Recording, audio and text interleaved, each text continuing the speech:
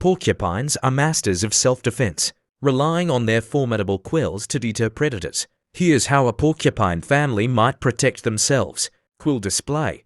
When threatened, a porcupine will raise its quills, creating an intimidating display. These quills are sharp, barbed, and easily detached, making them a formidable weapon. Tail thrashing. Porcupines can also swing their tails, which are densely packed with quills, at approaching predators.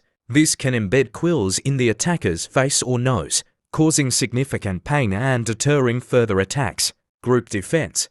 While not always seen, porcupines may exhibit some level of group defense, with multiple individuals presenting a formidable wall of quills to a predator. Nocturnal habits. Porcupines are primarily nocturnal, which helps them avoid many daytime predators.